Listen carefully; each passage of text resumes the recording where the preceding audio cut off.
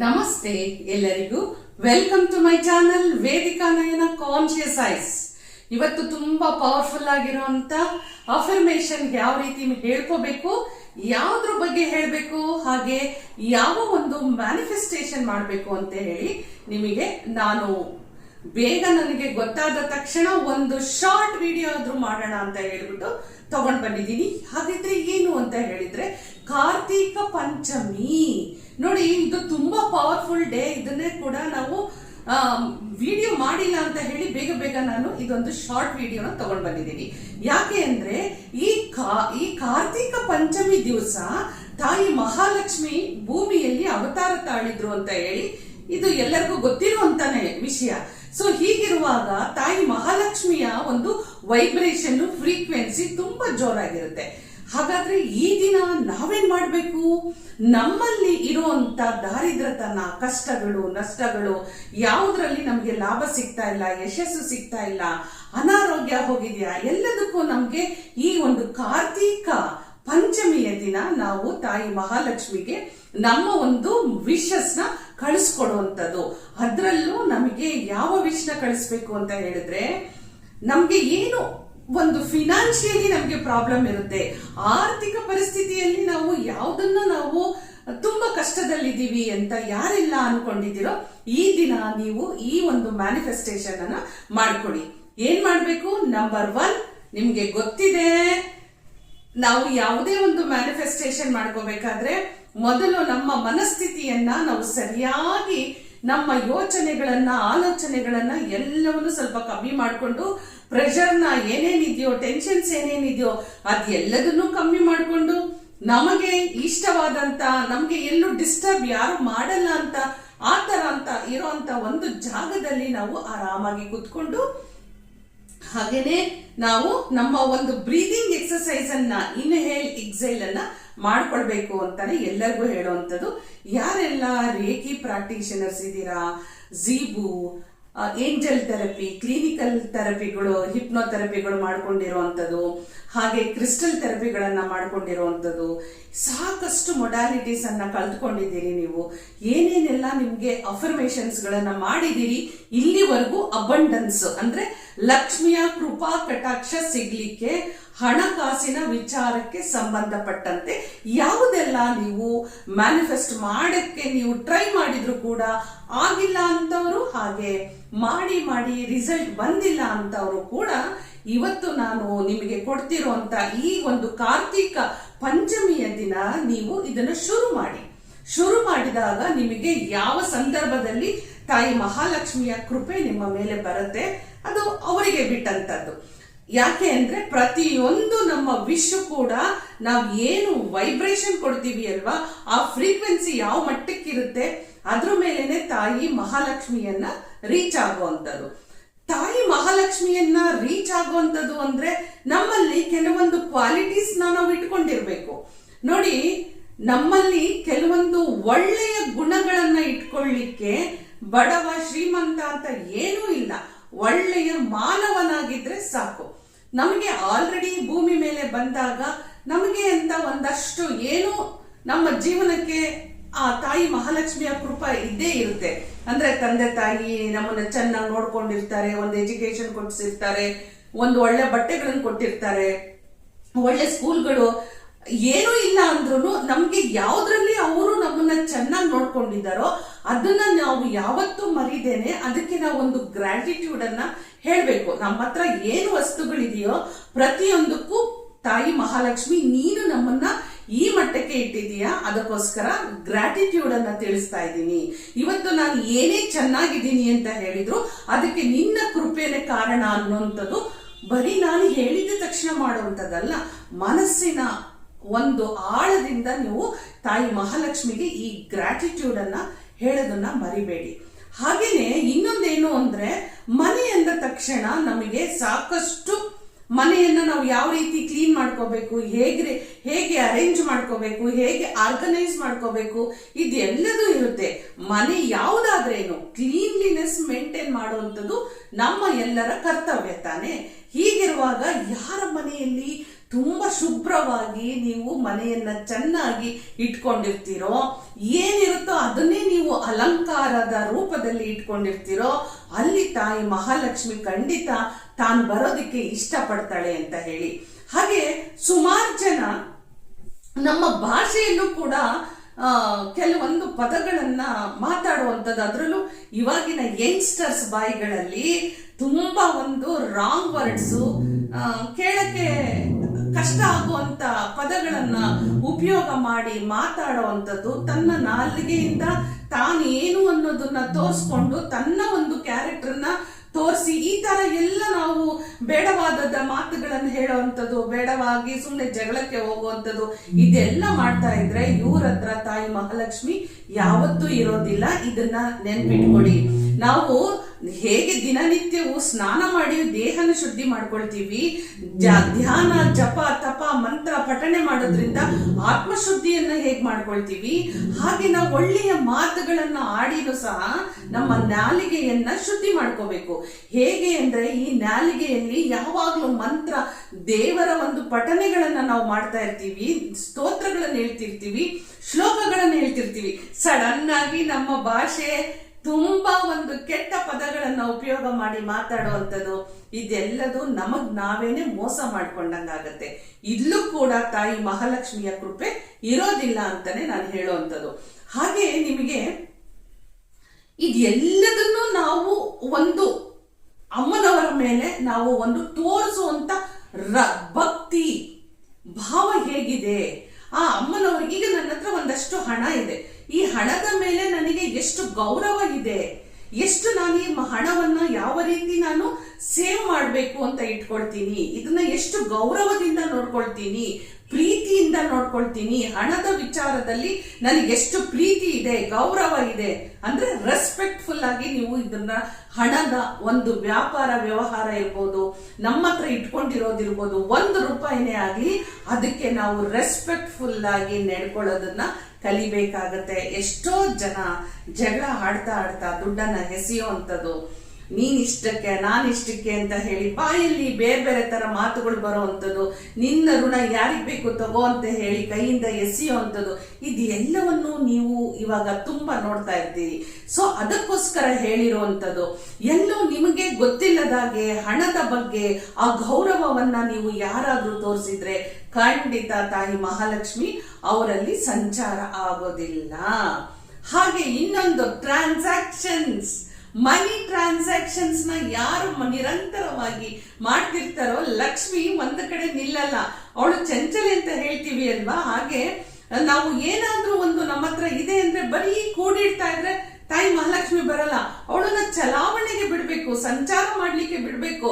ನಾವು ₹100 ಕೊಟ್ರೆ ₹1000 ನನಗೆ ಬಂದಿದೆ ಅಂತ ಹೇಳಿ ನೀವು ಮನೋಭಾವನೆಯನ್ನ ಇಟ್ಕೊಂಡು ನೀವು ಮನಿ ಟ್ರಾನ್ಸಾಕ್ಷನ್ಸ್ ನ ಮಾಡ್ತಾ ಇದ್ರೆ ನೋಡಿ, ಎಷ್ಟೋ ಕಡೆ ಏನಾಗುತ್ತೆ ಗೊತ್ತಾ, ಮನಿ ಎಲ್ಲ ನನ್ನ ಹತ್ರನೇ ಇರ್ಬೇಕು, ನಾನೇನು ಖರ್ಚು ಮಾಡಲ್ಲ, ಯಾವ ಕಷ್ಟಕ್ಕೂ ಖರ್ಚು ಮಾಡಲ್ಲ, ಯಾರೇ ಕಷ್ಟ ಅಂತ ಬಂದ್ರು ಅವ್ರಿಗೆ ನಾನು ₹1 ಕೊಡಲ್ಲ, ಈ ತರ ಎಲ್ಲ ಇರೋಂತವ್ರ ಹತ್ರ ತಾಯಿ ಮಹಾಲಕ್ಷ್ಮಿ ಖಂಡಿತ ಇರಲ್ಲ. ನಿಮಗೆ ಮನಿ ಚಲಾವಣೆ ಆಗ್ಬೇಕು, ಟ್ರಾನ್ಸಾಕ್ಷನ್ಸ್ ಆಗ್ಬೇಕು ಅಂದ್ರೆ ನಮ್ಗೆ ಇಷ್ಟಪಟ್ಟಿರುವಂತ ವಸ್ತುಗಳನ್ನ ತಗೊಳ್ಳೋವಂಥದ್ದು, ನಾವು ಹೇಗೆ ಜೀವನ ನೋಡಿ, ಒಂದು ತಾಯಿ ಮಹಾಲಕ್ಷ್ಮಿ ಅಂದ್ರೇನೆ ಅಲ್ಲಿ ಒಂದು ಲಕ್ಸುರಿ ಅಂತ ಬರುತ್ತೆ. ನಮ್ಮ ಜೀವನವನ್ನ ನಾವು ಯಾವ ರೀತಿ ಲಕ್ಸುರಿಯಾಗಿ ಹೋಗ್ತೀವೋ ಅಷ್ಟು ಬರ್ತಾಳೆ ಮಹಾಲಕ್ಷ್ಮಿ ಮನೆಗೆ. ನೀವೆಲ್ಲ ಅನ್ಕೊಂಡಿರ್ಬೋದು, ಅಯ್ಯೋ ನಾವು ಸೇವ್ ಮಾಡಿ ಮಾಡಿ ಮಾಡಿ ಒಂದ್ ಕಡೆ ಇಟ್ಬಿಟ್ಟಿದೀವಿ ಅಂತ. ಗೊತ್ತಿಲ್ಲ, ಅದು ಯಾವ ಒಂದೇ ಒಂದು ಕಷ್ಟಕ್ಕೆ ಇಟ್ಟಿರೋ ಹಣ ಎಲ್ಲ ಯಾವ ರೀತಿ ಹೋಗುತ್ತೋ, ಯಾರು ಬಂದು ಅದನ್ನ ತಗೊಂಡೋಗ್ತಾರೋ, ಯಾವ ಮಾರ್ಗದಲ್ಲಿ ನಾವು ಅದನ್ನ ಕಳ್ಕೊಳ್ತೀವೋ ಯಾರಿಗೂ ಗೊತ್ತಿಲ್ಲ. ಅದನ್ನ ನಾವು ಇನ್ವೆಸ್ಟ್ ಮಾಡುವಂಥದ್ದು, ಆ ಬೇರೆ ಕಡೆ ಇನ್ವೆಸ್ಟ್ ಮಾಡುವಂಥದ್ದು, ಬೇರೆ ಏನೋ ತಗೊಳ್ಳೋವಂಥದ್ದು. ಈಗ ಹಣ ಅಂದ ತಕ್ಷಣ ಬರೀ ನಾವು ಹಣನ ಇಟ್ಕೊಳಕ್ಕಾಗಲ್ಲ. ಅದರಿಂದ ನಾವು ಯಾವ ವಸ್ತುಗಳನ್ನ ಖರೀದಿ ಮಾಡ್ತೀವಿ, ಯಾವುದನ್ನ ನಾವು ತಗೊಳ್ತೀವಿ, ಇದನ್ನೇ ನಾವು ಚಲಾವಣೆ ಅಂತ ಹೇಳುವಂಥದ್ದು. ಮನಿ ಟ್ರಾನ್ಸಾಕ್ಷನ್ಸ್, ಮನಿ ಇನ್ವೆಸ್ಟ್ಮೆಂಟ್, ₹1 ಹಾಕಿದ್ರೆ ₹10 ನಾವು ತಗೊಳ್ಳೋವಂಥದ್ದು. ಈ ರೀತಿಯಾಗಿ ಯಾರೆಲ್ಲ ತುಂಬಾ ರೆಸ್ಪೆಕ್ಟ್ಫುಲ್ ಆಗಿ ಮಾಡ್ತಾ ಇರ್ತಾರೋ ಅಲ್ಲಿ ತಾಯಿ ಮಹಾಲಕ್ಷ್ಮಿಯ ಒಂದು ಕೃಪಾ ಕಟಾಕ್ಷ ಇದ್ದೇ ಇರುತ್ತೆ. ಇದನ್ನ ನೀವು ಸರಿಯಾಗಿ ನೀವು ನೋಡ್ಬೇಕಾಗತ್ತೆ. ಅಷ್ಟು ಸುಲಭ ಅಲ್ವೇ ಅಲ್ಲ. ಮೊದಲು ನಾವು ಯಾವುದೇ ಒಂದು ನಮ್ಮ ಈ ಒಂದು ದಾರಿದ್ರತನ ನಿವಾರಣೆ ಮಾಡ್ಕೊಳ್ಬೇಕು ಅಂತ ಹೇಳಿದ್ರೆ ನಾವು ನೋಡಿ, ಕಲ್ಲುಪ್ಪನ್ನ ನಾವು ತಾಯಿ ಮಹಾಲಕ್ಷ್ಮಿಗೆ ಹೇಳ್ತೀವಿ. ದೀಪಾವಳಿ ಹಬ್ಬದಲ್ಲಿ ಎಲ್ಲರಿಗೂ ನಾವು ದೀಪಾವಳಿಯ ಒಂದು ರೆಮಿಡೀಸ್ ಅನ್ನ ಕೊಟ್ಟಿರ್ತೀವಿ. ಪ್ರತಿ ಅಮಾವಾಸ್ಯೆ ಇದು ರಿಲೇಟೆಡ್ ಮಹಾಲಕ್ಷ್ಮಿನೇ. ಅವತ್ತಿನ ದಿನ ನೀವು ಒಂದು ಪ್ಯಾಕ್ ಕಲ್ಲುಪ್ಪನ್ನ ಮನೆಗೆ ತಗೊಂಡ್ ಬನ್ನಿ ಅಂತ ಹೇಳ್ತೀವಿ. ಅಂದ್ರೆ ತಾಯಿ ಮಹಾಲಕ್ಷ್ಮಿಯ ಒಂದು ಕೃಪಾ ಅಲ್ಲಿ ಇರುತ್ತೆ ಅಂತ ಹೇಳಿ. ಸೊ ನಾವು ಮನೆಯಲ್ಲಿರೋ ದಾರಿದ್ರತನನ ದೂರ ಮಾಡ್ಬೇಕು ಅಂದ್ರೆ ಒಂದು ಹಿಡಿ ಕಲ್ಲುಪ್ಪನ್ನ ಹಾಕಿ ನೀವು ಮನೆಯೆಲ್ಲ ನೆಲವನ್ನ ಸಾರಿಸ್ಬೇಕು, ನೆಲವನ್ನ ಒರೆಸ್ಬೇಕು ಅಂತ ಹೇಳ್ತೀವಿ. ಸೊ ಇದ್ರ ಜೊತೆನಲ್ಲಿ ಇನ್ನು ಯಾರೆಲ್ಲ ರೇಖಿ, ಏಂಜಲ್ ಥೆರಪಿ, ಆಮೇಲೆ ಕ್ರಿಸ್ಟಲ್ ಥೆರಪಿ ಎಲ್ಲ ಮಾಡಿರ್ತಾರೋ ಅವರುಗಳು ಕೆಲವೊಂದು ಸಿಂಬಲ್ಸ್ ಗಳನ್ನ, ಕೆಲವೊಂದು ಟೆಕ್ನಿಕ್ ನ ಯೂಸ್ ಮಾಡಿ ಅವರು ಹೌಸ್ ಕ್ಲೆನ್ಸಿಂಗ್ ನ ಮಾಡ್ತಾರೆ. ನಾರ್ಮಲಿ ಏನ್ ಮಾಡ್ತೀವಿ, ಉಪ್ಪನ್ನ ತಗೊಂಡ್ ಬಂದು ಎಲ್ಲರೂ ಇವಾಗ ಉಪ್ಪನ್ನ, ಅರಿಶಿಣ, ಅದು ಕೂಡ ತಾಯಿ ಮಹಾಲಕ್ಷ್ಮಿ ಕೃಪಾ ಕಟಾಕ್ಷ ನಮ್ಗೆ ಸಿಗ್ಬೇಕು ಅಂದ್ರೆ ಅರಿಶಿಣವನ್ನ ನಾವು ಯೂಸ್ ಮಾಡ್ತೀವಿ. ಅದಕ್ಕಿಂತ ಮುಖ್ಯವಾಗಿ ಇನ್ನೊಂದೇನ್ ಯೂಸ್ ಮಾಡ್ತೀವಿ, ಗೋಮೂತ್ರವನ್ನ ಯೂಸ್ ಮಾಡ್ತೀವಿ. ತಾಯಿ ಮಹಾಲಕ್ಷ್ಮಿ ಸಾಕ್ಷಾತ್ ಅವಳು ಗೋಮೂತ್ರದಲ್ಲೇ ಇದ್ದಾಳೆ, ಗೋಮಯದಲ್ಲಿದ್ದಾಳೆ ಅಮ್ಮನವರಲ್ಲಿ, ಅಂದ್ರೆ ಗೋಮಾತೆನಲ್ಲಿ ಅಂತ ಹೇಳಿ. ಸೊ ಇದೆಲ್ಲದೂ ನಮ್ಮ ಮನೆಯ ದಾರಿದ್ರತನವನ್ನ, ಕೆಟ್ಟದ್ದನ್ನ ಹೊರ ಹಾಕ್ಬೇಕು. ಕೆಟ್ಟ ದೃಷ್ಟಿ ಇರ್ಬೋದು, ಇನ್ನೇನೇ ತಂತ್ರ ಮಂತ್ರಗಳಿರ್ಬೋದು, ಎಲ್ಲವನ್ನೂ ಹೊರಗೆ ಹಾಕ್ಬೇಕು ಅಂತ ಹೇಳಿದ್ರೆ ನಮಗೆ ತಾಯಿ ಮಹಾಲಕ್ಷ್ಮಿಯ ಕೃಪಾ ಕಟಾಕ್ಷ ಒಳಗೆ ಬರ್ಬೇಕು ಅಂದ್ರೆ ಇದು ಎಲ್ಲವನ್ನೂ ನಾವು ಮಾಡ್ತೀವಿ. ಹೀಗಿರುವಾಗ ದೀಪಾವಳಿ ಹಬ್ಬ ಒಂದೇನಾ ನಮಗೆ ತಾಯಿ ಮಹಾಲಕ್ಷ್ಮಿಯ ಒಂದು ಪ್ರಾರ್ಥನೆ ಮಾಡ್ಲಿಕ್ಕೆ? ಖಂಡಿತ ಇಲ್ಲ. ದಿನನಿತ್ಯವೂ ಪ್ರತಿ ಕ್ಷಣವೂ ತಾಯಿ ಮಹಾಲಕ್ಷ್ಮಿಯ ಒಂದು ಆರಾಧನೆಯನ್ನ ಯಾರು ನಿರಂತರವಾಗಿ ಮಾಡ್ತಾ ಇರ್ತಾರೋ, ನಿರಂತರವಾಗಿ ನಮಗೆ ಹಣದ ಬಗ್ಗೆನೇ ನಮ್ಮ ಯೋಚನೆಗಳು ಸಕಾರಾತ್ಮಕವಾಗಿ, ಪಾಸಿಟಿವ್ ಆಗಿ ನಾವು ನಮ್ಮ ಯೋಚನೆಗಳನ್ನ ಯಾರೆಲ್ಲ ನಾವು ಇಟ್ಕೊಂಡಿದೀವೋ ಖಂಡಿತ ಮನಿ ಟ್ರಾನ್ಸಾಕ್ಷನ್ಸ್ ಹಾಗೆ ಆಗತ್ತೆ. ಸೊ ಇದಕ್ಕೆ ನೀವು ಒಂದು ಸಣ್ಣ ಒಂದು ಅಫರ್ಮೇಶನ್ ಮಾಡಿಕೊಂಡು ಇದನ್ನ ಮ್ಯಾನಿಫೆಸ್ಟ್ ಹೇಗೆ ಮಾಡಬೇಕು ಅಂತ ಹೇಳಿದ್ರೆ, ನಾರ್ಮಲಿ ನಾವು ಇದೆಲ್ಲ ಮಾಡುವಾಗ ನೀವು ಏನ್ ಮಾಡ್ತೀರಿ, ನಾನು ಹೇಳಿದೆ ಕೆಲವೊಂದು ಟಿಪ್ಸ್ ಗಳನ್ನ ನಿಮಗೆ ಸ್ಟಾರ್ಟಿಂಗ್ ಹೇಳ್ಬಿಟ್ಟಿದ್ದೀನಿ. ಸೊ ಇದನ್ನ ನಾವು ಮಾಡ್ಬೇಕಾದ್ರೆ ಇಂಟೆನ್ಷನ್ ಯಾವ್ದಕ್ಕೋಸ್ಕರ ಮಾಡ್ತಾ ಇದ್ದೀರಿ ಅಂದ್ರೆ, ಮನಿ ಬೇಕಾಗಿದೆ, ಈಗ ನನಗೆ ಮನಿ ಟ್ರಾನ್ಸಾಕ್ಷನ್ಸ್ ಆಗ್ಬೇಕು, ಎಲ್ಲಿಗೆ ಇನ್ವೆಸ್ಟ್ ಮಾಡ್ತಾ ಇದ್ದೀರಾ ಅದನ್ನ ಕರೆಕ್ಟ್ ಆಗಿ ಮೈಂಡ್ ಅಲ್ಲಿ ನೀವು ಯಾವ ಇಂಟೆನ್ಷನ್ ಇಟ್ಕೊಂಡಿದ್ದೀರಿ ಅದನ್ನ ನೀವು ಕರೆಕ್ಟ್ ಆಗಿ, ಮನೆ ತಗೊಳ್ಬೇಕಾ, ಕಾರ್ ತಗೊಳ್ಬೇಕಾ, ಏನ್ ಮಾಡ್ಬೇಕು, ನೀವು ಜುವೆಲ್ಸ್ ತಗೊಳ್ಬೇಕಾ, ಸೈಟ್ ತಗೊಳ್ಬೇಕಾ, ಇನ್ನ ಯಾವ ಎಜುಕೇಶನ್ಗೋಸ್ಕರ ಇಡ್ತಾ ಇದ್ದೀರಾ, ಯಾವ ರೀಸನ್ಗೆ ನೀವು ಮಾಡ್ತಾ ಇದ್ದೀರೋ ಆ ಇಂಟೆನ್ಷನ್ ಕೂಡ ತುಂಬಾ ಚೆನ್ನಾಗಿರ್ಬೇಕು. ತಾಯಿ ಮಹಾಲಕ್ಷ್ಮಿಯ ಒಂದು ಆಗಮನ ಆಗ್ಬೇಕು ಅಂತ ಹೇಳಿದ್ರೆ ಅವಳು ಯಾರಿಗೆ ಯಾವ ರೂಪದಲ್ಲಿ ಬರಬೇಕು ಅಂದ್ರೆ ನಮ್ಮ ಇಂಟೆನ್ಷನ್ ಕೂಡ ತುಂಬಾನೇ ಕ್ಲೀನ್ ಆಗಿರ್ಬೇಕು, ಕ್ಲಿಯರ್ ಆಗಿರ್ಬೇಕು. ಇದನ್ನ ಯಾರು ಮರಿಬೇಡಿ. ಇದನ್ನೆಲ್ಲ ನೀವು ಕರೆಕ್ಟ್ ಆಗಿ ಯಾರು ಮನಸ್ಸಿನಲ್ಲಿ ಇಟ್ಕೊಂಡು, ನಾನು ಕೊಟ್ಟಿರೋ ಇಷ್ಟು ಪಾಯಿಂಟ್ಸ್ ಗಳನ್ನ ಇಟ್ಕೊಂಡು ನಾನು ಇವಾಗ ತುಂಬಾ ಸೂಪರ್ ಆಗಿರುವಂತ ಒಂದು ಮ್ಯಾನಿಫೆಸ್ಟೇಷನ್ಗೆ ಒಂದು ನಿಮ್ಗೆ ಸ್ವಿಚ್ ಫ್ರೇಮ್ ಅನ್ನ ಕೊಡ್ತಾ ಇದ್ದೀನಿ. ಇದನ್ನ ಮಾಡಿ ನೋಡಿ. ನೀವು ನಿರಂತರವಾಗಿ ದಿನ ನೀವು ಹೇಗೆ ಪೂಜೆಯನ್ನು ಮಾಡ್ತೀರೋ ಆ ಸಂದರ್ಭದಲ್ಲಿ ಎಷ್ಟು ನೀವು ಮಂತ್ರ ಪಠಣೆಗಳನ್ನ ಮಾಡ್ತೀರಿ, ಶ್ಲೋಕ ಪಠಣೆಗಳನ್ನ ಮಾಡ್ತೀರೋ ಅಂತ ಒಂದು ಸಂದರ್ಭದಲ್ಲಿ ಈಗ ನಾನು ಕೊಡ್ತಾ ಇರುವಂತ ಈ ಒಂದು ಸ್ವಿಚ್ ಫ್ರೇಮ್ ಅನ್ನ ನೀವು ನಿರಂತರವಾಗಿ ಹೇಳ್ತಾ ಹೋಗಿ. ನಿರಂತರವಾಗಿ ಹೇಳಿದಾಗ ನಿಮಗೆ ಖಂಡಿತ ನಿಮ್ಮಲ್ಲಿ ಸಾಕಷ್ಟು ಬದಲಾವಣೆ ಆಗುತ್ತೆ. ನನ್ನ ಹತ್ರ ಏನೂ ಇಲ್ಲ ಅಂದವರಿಗೆ 21 ದಿನದ ಒಳಗೆ, ಅದೇ ನನ್ನ ಹತ್ರ 2,000 ದುಡ್ಡಿದೆ, 5,000 ದುಡ್ಡಿದೆ, ಹೇಗ್ ಬಂತು, ಎಲ್ಲಿಂದ ಬಂತು, ಇದು ನಿಮ್ಗೇನೆ ಕ್ವಶನ್ ಶುರುವಾಗುತ್ತೆ.